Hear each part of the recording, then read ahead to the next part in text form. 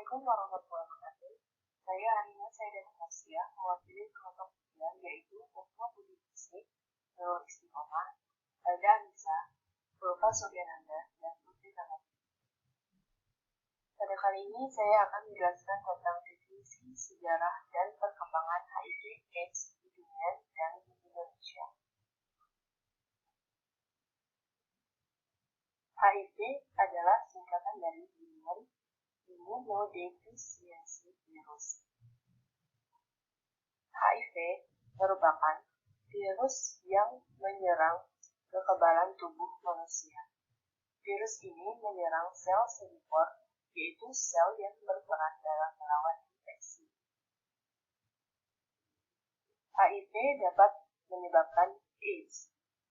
AIDS adalah singkatan dari Acute Immune Deficiency Syndrome,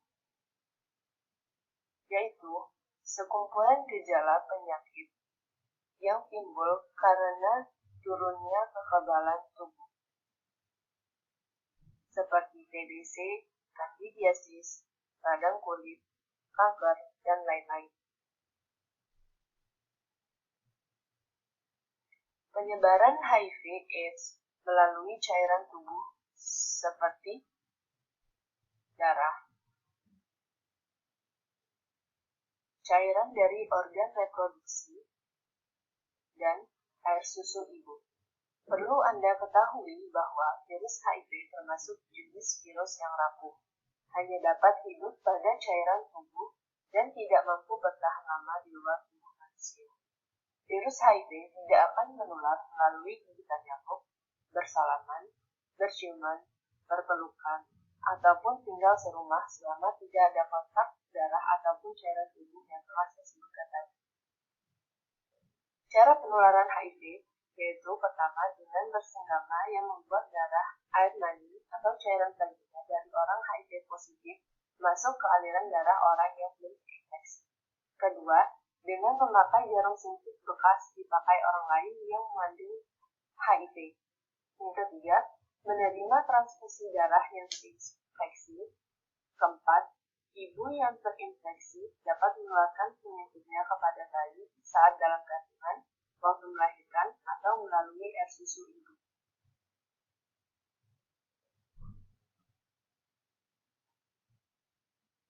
Perjalanan infeksi HIV.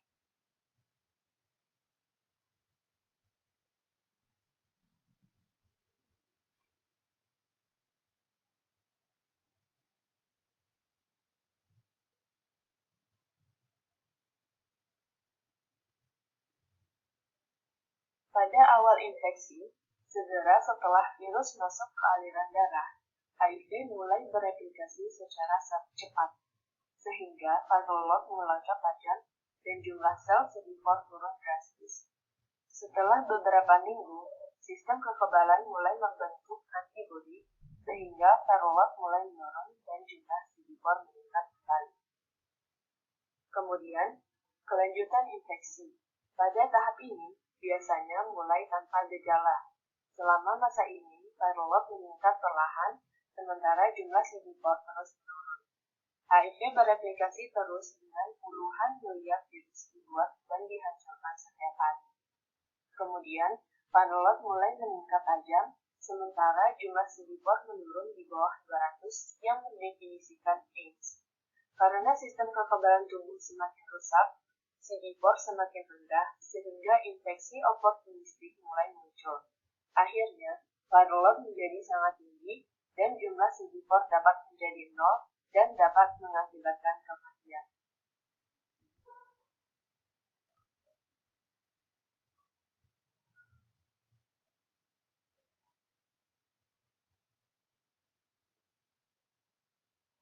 Kelanjutan infeksi terjadi bila penderita HIV tidak memakai terapi antiretroviral atau ARV saat CD4 masih di atas 200. Jika penderita mulai ARV sebelum jumlah CD4 di bawah 200, kemungkinan penderita tidak mengalami infeksi oportunistik yang berat dan tidak akan berlanjut ke tahap AIDS.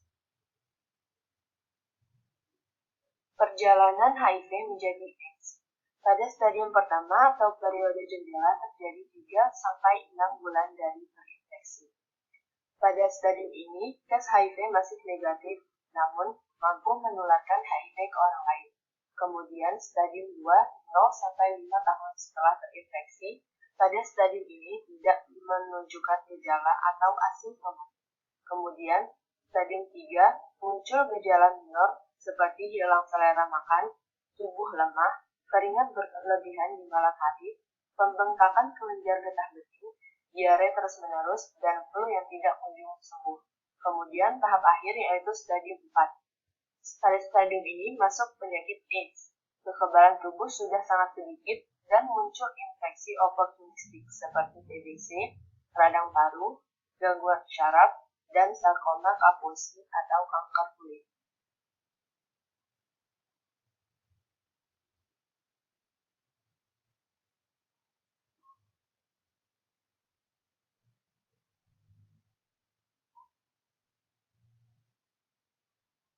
Pencegahan HIV/AIDS dapat dilakukan dengan 1. Berperilaku seks aman dapat dilakukan dengan melakukan ABCDE. A. Anda jauhi seks. B. Bersikap saling setia. C. Cegah dengan kondom. D. Hindari penggunaan narkoba suntik. E. Edukasi, ajari pasangan dan teman-teman kita.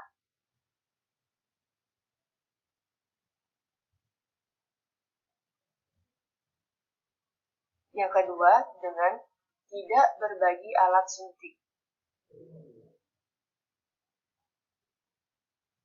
Ketiga, screening darah donor.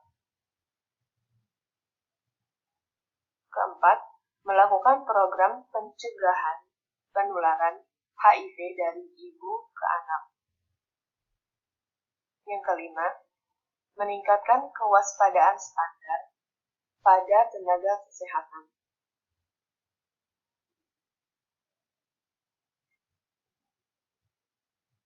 Sejarah HIV/AIDS di dunia. Sebuah studi menyimpulkan bahwa transmisi pertama HIV pada manusia terjadi sekitar tahun 1920 di Kinshasa, Republik Demokratik Kongo.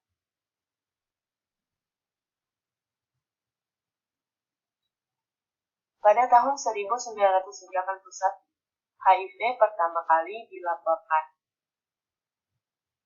Dengan ditemukannya penyakit pneumocystis carinii pneumonia pada 5 laki-laki gay di Los Angeles dan sarkoma kaposi pada laki-laki gay di New York dan California.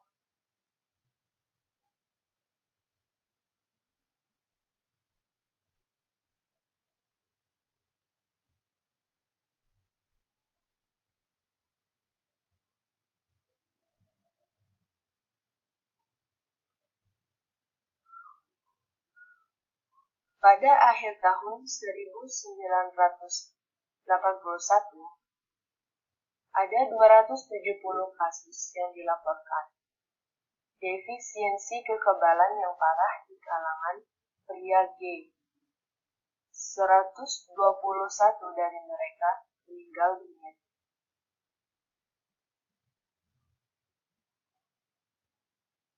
Pada tahun 1999, ditemukan asal mula HIV. Para peneliti menemukan bahwa simpanse adalah sumber HIV dan virus tersebut dapat menular ke manusia. Teori yang paling umum diterima adalah bahwa HIV pindah ke manusia sebagai akibat dari simpanse dibunuh dan dimakan atau darah mereka masuk ke luka para pemburu.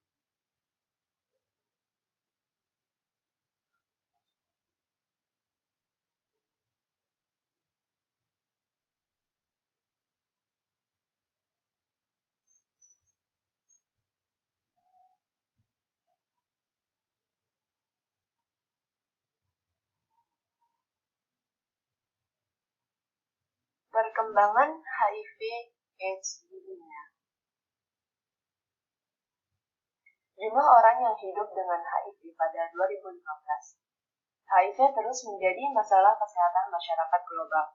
Pada 2015, diperkirakan 36.700.000 orang hidup dengan HIV, termasuk 1,8 juta anak-anak. Sejak awal epidemi, sekitar 78 juta orang telah terinfeksi HIV dan 35 juta orang telah meninggal karena AIDS. Sekitar 40% dari semua orang yang hidup dengan HIV tidak tahu bahwa mereka memiliki virus.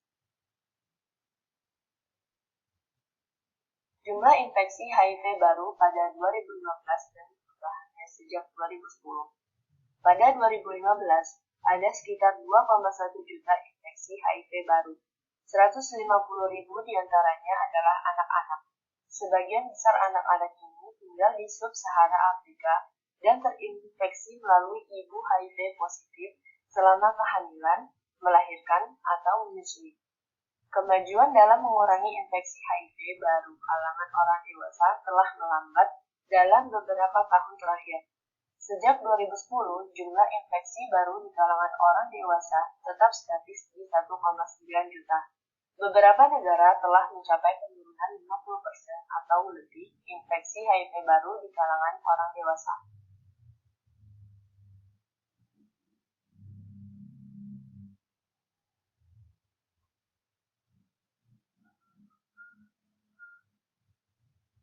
Sejarah HIV/AIDS di Indonesia. Pada tahun 1987, HIV pertama kali ditemukan di Bali, dibawa oleh turis Belanda. Kasus ini dilanjutkan dengan pelaporan kasus ke WHO, sehingga Indonesia adalah negara ke-13 di Asia yang melaporkan kasus AIDS di tahun 1987. Pada 1999, ada fenomena baru dalam penularan HIV, yaitu infeksi HIV pada pengguna nafza suntik atau Panasonic.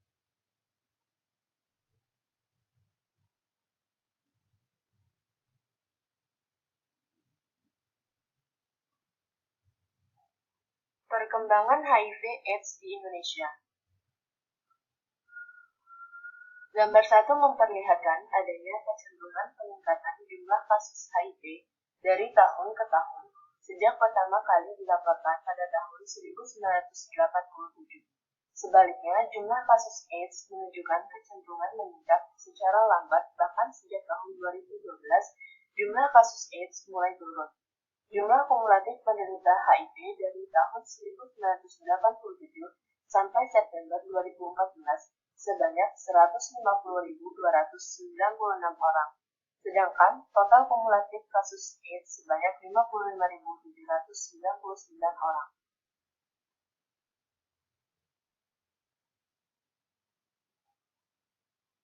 Berdasarkan laporan provinsi, jumlah kumulatif kasus infeksi HIV yang dilaporkan sejak 1987 sampai September 2014 yang terbanyak adalah Provinsi DKI Jakarta, yaitu 32.782 kasus. 10 besar kasus HIV terbanyak ada di Provinsi DKI Jakarta, Jawa Timur, Papua, Jawa Barat, Bali, Sumatera Utara, Jawa Tengah, Kalimantan, Kepulauan Riau, dan Sulawesi Selatan.